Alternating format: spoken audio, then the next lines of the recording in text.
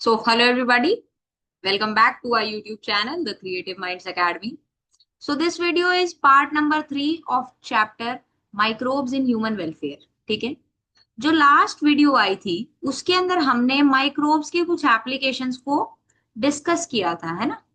किस किस में हमने बेसिकली डिस्कस की थी एप्लीकेशंस को, ये सब हम फर्स्ट वीडियो के अंदर कवर कर चुके हैं। लास्ट वीडियो के अंदर हमने microbes in house hold products and microbes in industrial products की बात हमने की थी। ठीक है, आज की जो वीडियो है इसके अंदर से हम लोग जो है माइक्रोब्स इन सीवेज ट्रीटमेंट, यानी कि सीवेज ट्रीटमेंट के अंदर माइक्रोब्स किस तरीके से एक इंपॉर्टेंट रोल प्ले करते हैं, उसकी बात हम लोग आज के इस पर्टिकुलर वीडियो लेक्चर में करने वाले हैं।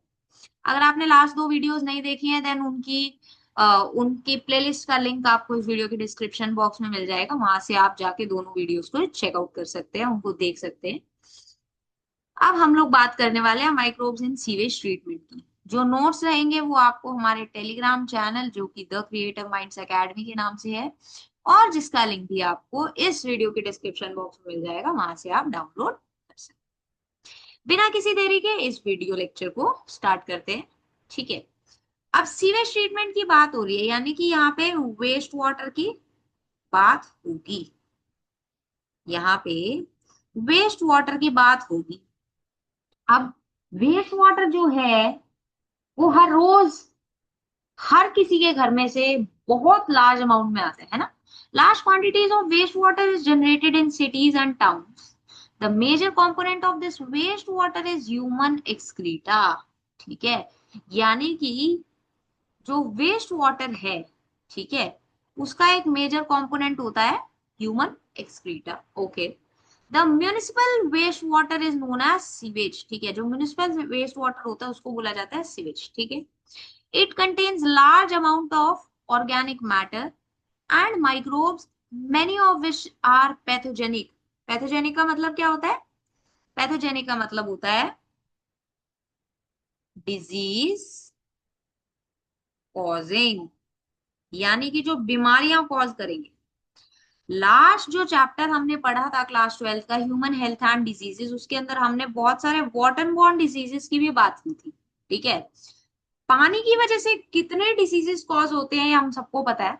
ठीक है, एंड अभी तो मौसम भी बड़ा अजीब चल रहा है। ठीक है, तो ऐसे मौसम में तो और भी बीमारियां जो है वो फैलती हैं। ठीक है, तो जो वाटर होता है उसकी वजह से बहुत सारे डिसीजेस होते हैं। ठीक है, therefore sewage which is carried out through sewerage system cannot be discharged directly into water bodies like rivers and streams before disposal. Hence sewage is treated in sewage treatment plants to make it less polluting. अब देखो, हमें पता है कि साफ पानी से भी अगर पानी कहीं पे इकट्ठा होगा तो वहां पे डिजीज कॉज हो। ठीक है, वहां पे क्या होंगे, बेसिकली वहां पे डिफरेंट डिफरेंट वेक्टर्स जो है वो बेसिकली वहां पर क्या करेंगे, ब्रीड करेंगे, डिफरेंट मॉस्किटोज ब्रीड करेंगी, उसके बाद में फिर डिजीज कॉज होंगे। ठीक है, एंड जो वेस्ट वाटर है जिसके अंदर हाई अमाउंट में पैथोजन प्रेजेंट है, ठीक है, और कंटामिनेशन प्रेजेंट है, पॉल्यूटेंट्स प्रेजेंट है, ऑर्गेनिक मैटर प्रेजेंट है। सोचो अगर उस वेस्ट वाटर को डायरेक्टली रिवर और स्ट्रीम्स में जो है क्या कर दिया जाए, रिलीज कर दिया जाए, तो उस केस में क्या होगा, हमें क्लीन वाटर जो है वो एक्सेसिबल ही नहीं। ठीक है, यानी कि हमें साफ पानी मिलेगा ही नहीं। ठीक है, तो इसके लिए बहुत जरूरी होता है कि डिस्पोजल से पहले, ठीक है, वेस्ट जो वाटर है उसका भी प्रॉपर डिस्पोजल, वेस्ट वाटर का भी प्रॉपर डिस्पोजल बहुत इंपॉर्टेंट है। तो डिस्पोजल से पहले सीवेज को एसटीपीज, यानी कि सीवेज ट्रीटमेंट प्लांट्स के अंदर ट्रीट किया जाता है ताकि वो लेस पॉल्यूटिंग हो सके। ठीक है, एंड इसके अंदर भी जो माइक्रोब्स होते हैं, ठीक है, अभी हम लोग पढ़ेंगे प्राइमरी ट्रीटमेंट, सेकेंडरी ट्रीटमेंट के बारे में, टर्शरी ट्रीटमेंट भी होता है। तो क्या रोल माइक्रोब्स प्ले करते हैं वो सारी बातें हम लोग करेंगे। ठीक है, चलो, treatment of waste water is done by heterotrophic microbes. ठीक है, हेटेरोट्रॉफिक माइक्रोब जो है वो बेसिकली वेस्ट वाटर ट्रीटमेंट में हेल्पफुल होते हैं, naturally present in sewage. This treatment is carried out in following stages: primary treatment, secondary treatment and tertiary treatment. ठीक है। तीनों ट्रीटमेंट्स के बारे में हम लोग पढ़ेंगे, प्राइमरी और सेकेंडरी के बारे में थोड़ा ज्यादा डिटेल में पढ़ेंगे, ठीक है। एक्चुअली आप लोगों को उतना डिटेल में डिस्कस नहीं करना है अभी के लिए, ठीक है। सो चलिए प्राइमरी ट्रीटमेंट की बात करते हैं। आई होप यहाँ तक आपको समझ में आया।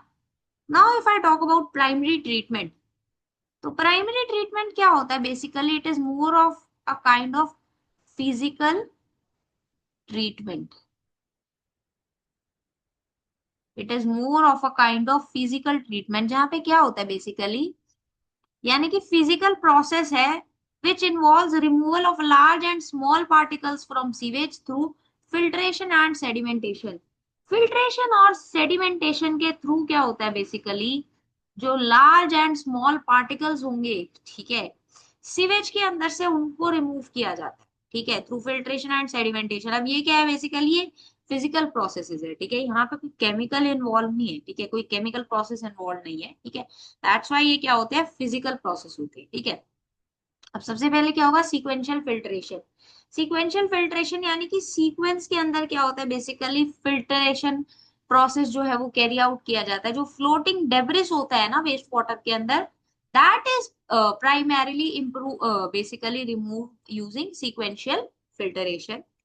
अगर बात की जाए सेडिमेंटेशन की, तो जो ग्रिट, ग्रिट क्या होता है बेसिकली, जिसमें soil and small particle, small pebbles जो होते हैं, ठीक है, छोटे छोटे पत्थर जो होते हैं, ठीक है, एंड जो मिट्टी होती है, ठीक है, तो वो बेसिकली क्या बनाती है, ग्रिट बनाती है। It is remove by sedimentation. Sedimentation के थ्रू ग्रिट जो है वो रिमूव किया जाता है, ठीक है। यानी कि हमें ये समझ में आ गया, सीक्वेंशियल फिल्ट्रेशन के through floating debris and sedimentation के थ्रू ग्रिट यानी कि सॉइल एंड स्मॉल पेबल्स जो है वो रिमूव किए जाते हैं। Now all solids that settle form the primary sludge and supernatant forms the primary effluent. The prime effluent from the primary settling tank is taken for the secondary treatment, ठीक है। अब जो इफ्लुएंट होता है उसको आगे सेकेंडरी ट्रीटमेंट के लिए लेके जाया जाता है। देखो अब क्या हुआ, जब ये फिल्ट्रेशन और सेडिमेंटेशन के प्रोसेसेस कैरी करवाए गए, तो क्या हुआ, जो सॉलिड्स थे वो नीचे सेटल हो गए, ठीक है। जो सॉलिड्स थे वो क्या हुए, नीचे सेटल हो गए। तो जब वो सॉलिड्स नीचे सेटल हो गए तो उन्होंने क्या फॉर्म किया, उन्होंने फॉर्म किया प्राइमरी स्लज। उन्होंने क्या फॉर्म किया, उन्होंने फॉर्म किया प्राइमरी स्लज। जो सुपरनेटेंट था, सुपरनेटेंट क्या होता है बेसिकली, जो लिक्विड था ऊपर, है ना, जिसके अंदर से ये जो सॉलिड पार्टिकल्स थे वो सेटल डाउन हो गए, उसको सुपरनेटेंट बोला जाता है, ठीक है। उसको क्या बोला जाता है, सुपरनेटेंट बोला जाता है। वो क्या फॉर्म करता है, वो फॉर्म करता है प्राइमरी इफ्लुएंट। वो क्या है, प्राइमरी इफ्लुएंट। अब वही प्राइमरी इफ्लुएंट जो है वो सेकेंडरी ट्रीटमेंट के लिए लेके जाया जाता है, ठीक है। और ये सब कहाँ पे हो रहा था, ये बहुत इंपॉर्टेंट है, ये सब हो रहा था प्राइमरी सेटलिंग टैंक के अंदर।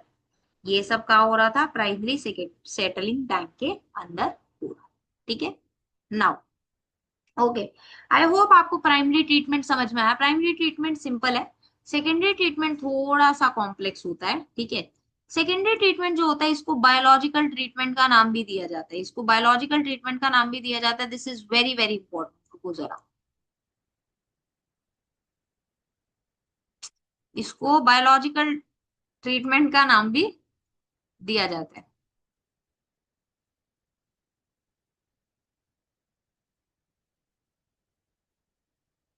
चलो, क्यों नाम दिया जाता है इसको बायोलॉजिकल ट्रीटमेंट का, वो भी हम लोग बात करेंगे। बिकॉज यहाँ पे माइक्रो ऑर्गेनिजम्स आएंगे।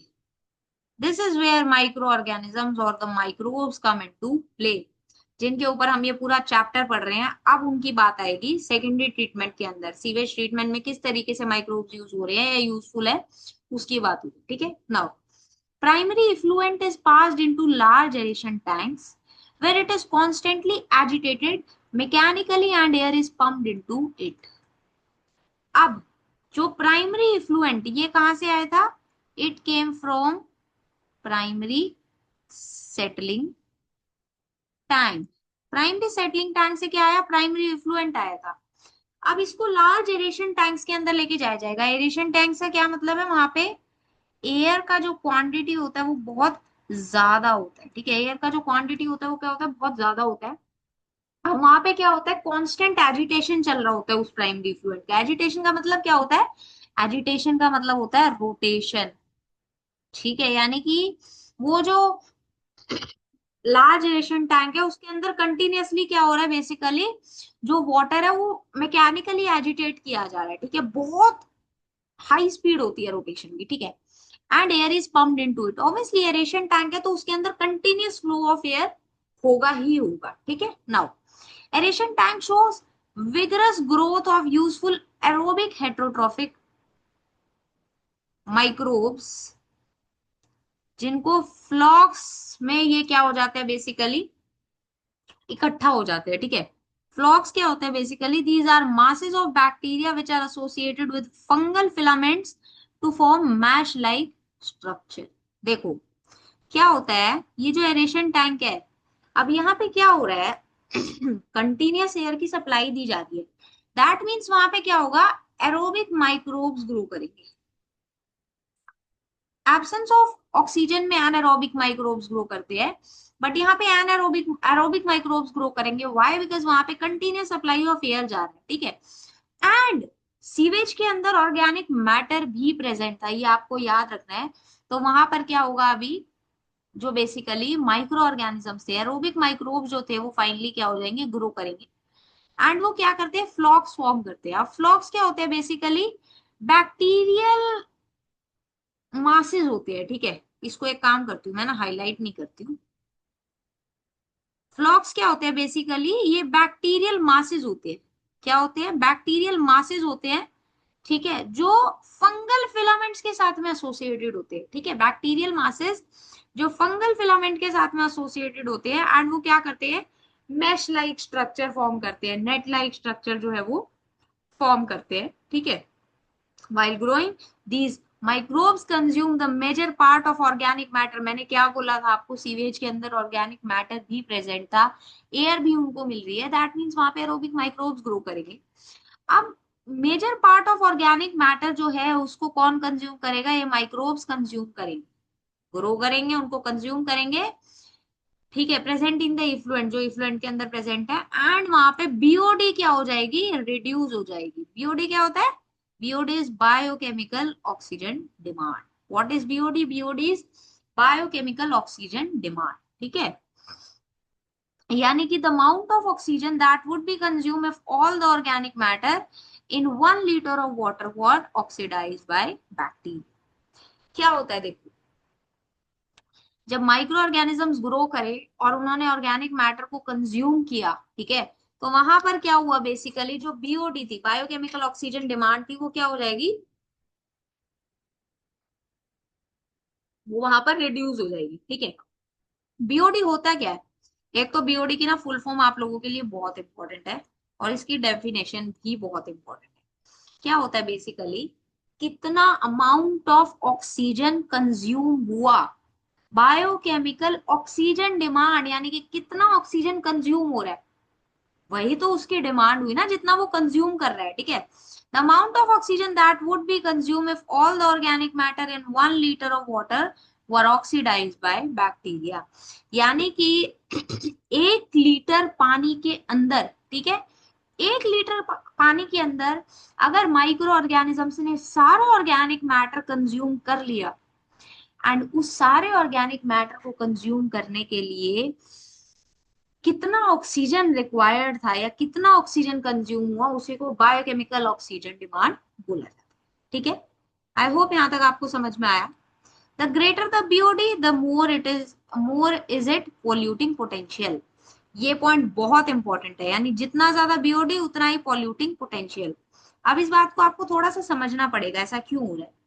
देखो जितना ज्यादा बीओडी है, दैट मीन्स उतना ज्यादा ऑक्सीजन रिक्वायर्ड है, उतना ज्यादा ऑक्सीजन रिक्वायर्ड है, यानी कि उतना ही ज्यादा वहां पर क्या है, बेसिकली जो है बेसिकली ऑर्गेनिक मैटर प्रेजेंट है। ठीक है, माइक्रोब्स जो है बेसिकली, तभी तो वो ऑक्सीजन को यूज कर करके क्या कर रहे हैं, बेसिकली उसको कंज्यूम कर रहे हैं।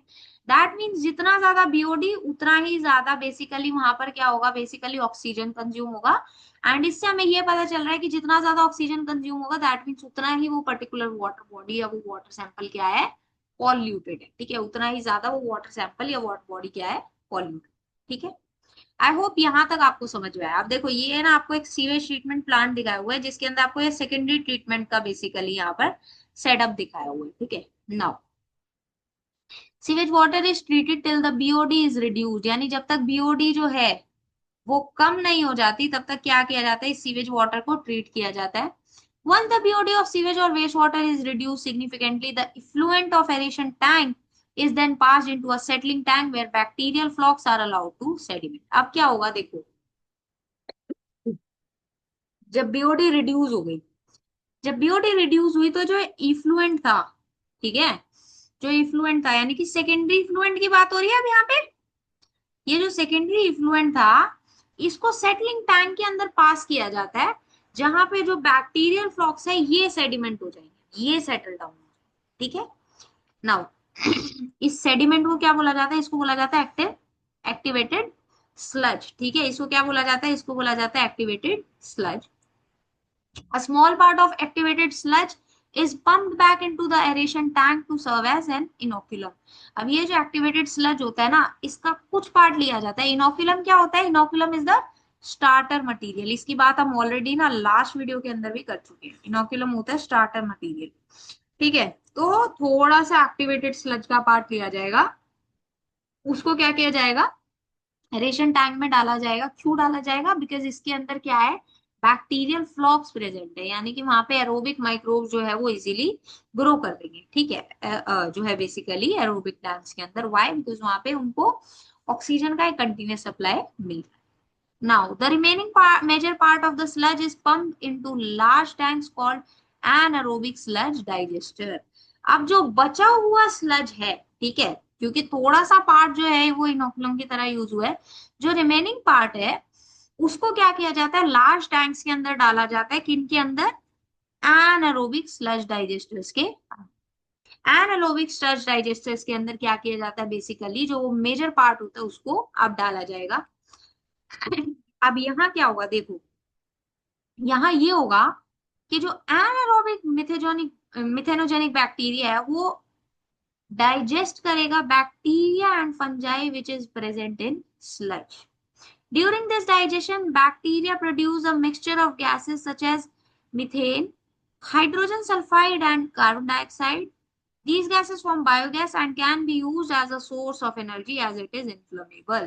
अब समझो, देखो ये जो एक्टिवेटेड स्लज था यहाँ पे क्या थे, फ्लॉक्स ऑफ बैक्टीरिया प्रेजेंट थे, ठीक है, flocs of bacteria which was associated with fungi, ठीक है। तो अब क्या होगा, एनारोबिक स्लज डाइजेस्टर के अंदर जब इनको डाला जाएगा तो वहां पे अब एनारोबिक माइक्रोब्स काम करेंगे। एनारोबिक स्लज डाइजेस्टर का मतलब यही है कि वहां पे एयर नहीं प्रेजेंट होगी, ठीक है, एब्सेंस ऑफ ऑक्सीजन की बात हो रही है। तो यहाँ पे क्या होंगे, एनारोबिक माइक्रोब्स होंगे, वो क्या करेंगे, अब इनको डाइजेस्ट करेंगे, ठीक है, यानी जो पहले ग्रो कर रहे थे, ठीक है, एंड ऑर्गेनिक मैटर को डाइजेस्ट कर रहे थे, अब उन्हें कौन डाइजेस्ट कर रहा है, जो एनारोबिक माइक्रोब्स हैं वो उनको डाइजेस्ट करेंगे, ठीक है। अब इस डाइजेशन के दौरान क्या होगा, वहां पर मीथेन, ठीक है, ये क्या होते हैं, बेसिकली मिथेनोजेनिक बैक्टीरिया होते हैं जो मिथेन प्रोड्यूस करते हैं। मिथेन के साथ में carbon dioxide and hydrogen sulphide वो क्या होंगे, बेसिकली प्रोड्यूस होंगे। मेजर अमाउंट में बायोगैस में मिथेन ही प्रेजेंट होता है। व्हाई, बिकॉज यहाँ पे मिथेनोजेनिक बैक्टीरिया जो है वो यूज में आता है, ठीक है, एक इंपॉर्टेंट रोल प्ले करता है। अब ये जो मिक्सचर बना गैसेस का इसको बोला जाता है biogas, and biogas is one of the most important sources of energy, ठीक है, it is one of the most important sources of energy, ठीक है। अब ये देखो यहाँ पे आपको एक एरियल व्यू दिखाया हुआ सीवेज ट्रीटमेंट प्लांट, ठीक है। आई होप यहां तक आपको समझ में आया। Now the effluent from the settling tank of secondary treatment plant is generally released into natural water bodies like rivers and stream.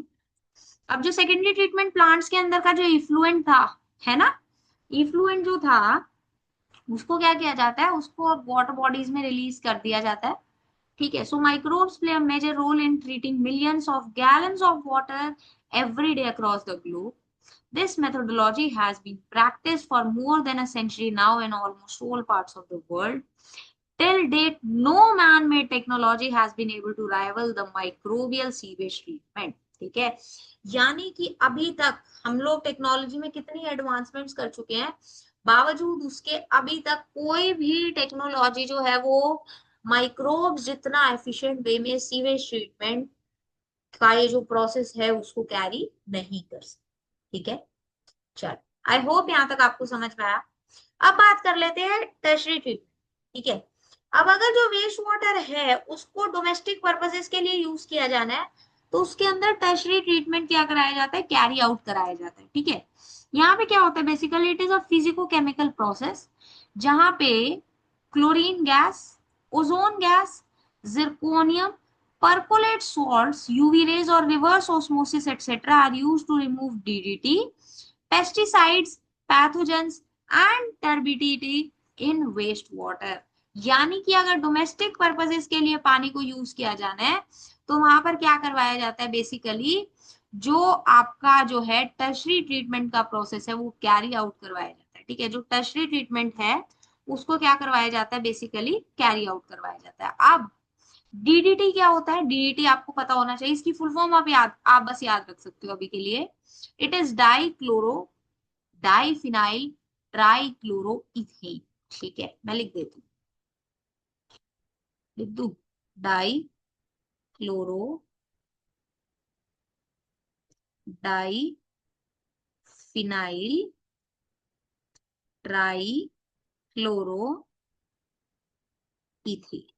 ठीक है, डाइक्लोरो डाइफिनाइल, ठीक है, डाइक्लोरो डाइफिनाइल ट्राइक्लोरो इथेन। ठीक है, ये क्या होती है, बेसिकली इसकी फुल फॉर्म होती है। अब बेसिकली क्या होता है, डीडीटी को ये काफी हार्मफुल होता है। ठीक है, डीडीटी को रिमूव करने के लिए, पेस्टिसाइड, पैथोजन और टर्बिडिटी को रिमूव करने के लिए वेस्ट वाटर में से टर्शरी ट्रीटमेंट कैरी आउट कराया जाता है ताकि हम पानी, साफ पानी पी सकें। ठीक है, चल आई होप यहाँ तक आपको समझ में आया। Now we are going to talk about river action plans. अब हम बात करने वाले हैं रिवर एक्शन प्लान के बारे में। Due to increasing urbanisation sewage is being produced in much larger quantities than ever before. जैसे जैसे अर्बनाइजेशन बढ़ रही है, पॉपुलेशन बढ़ती है, तो ऑब्वियसली वहां पर सीवेज जो है वो ज्यादा अमाउंट में प्रोड्यूस होगा।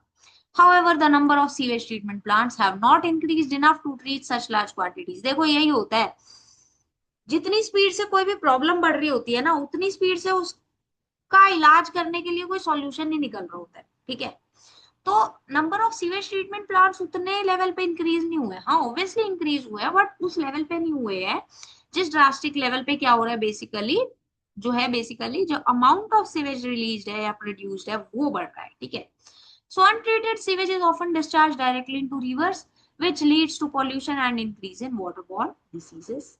अब जो एमओईएफ है, एमओईएफ यानी कि ministry of environment and forest, इन्होंने क्या किया, they initiated Ganga action plan in 1985 and Yamuna action plan to save these major rivers of our country from pollution. ठीक है, यानी कि गंगा एक्शन प्लान और यमुना एक्शन प्लान जो है वो रिलीज किया किसने, ministry of environment and forest ने, ताकि क्या हो सके, बेसिकली ये जो नदियां हैं इनको बचाया जा सके।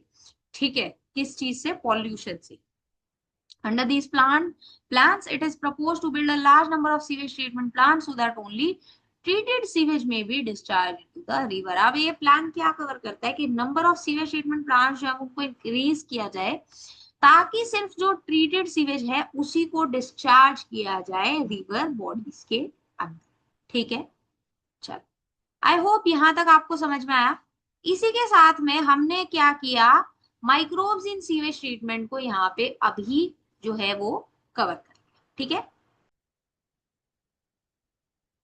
ओके चलो अब हम लोग बात करने वाले हैं microbes in the production of biogas, यानी कि माइक्रोब जो है वो बायोगैस प्रोडक्शन के अंदर किस तरीके से यूजफुल होते हैं उसकी बात हम अभी करने वाले हैं। देखो ऊपर हमने ये तो समझ लिया कि बायोगैस जो है वो प्रोड्यूस हो रही है।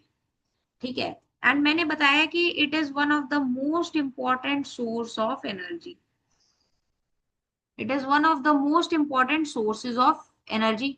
ठीक है, तो क्या होता है बेसिकली, किस तरीके से माइक्रोब्स बायोगैस प्रोडक्शन में हेल्प करते हैं, उसकी बात हम लोग अब करने वाले हैं। ठीक है, आज की वीडियो का ये लास्ट टॉपिक होगा, उसके बाद फिर जो बचे हुए टॉपिक्स है बायो कंट्रोल एजेंट्स और आई गेस फर्टिलाइजर्स बचेगा हमारा। जस्ट अ मिनट देख लेते हैं।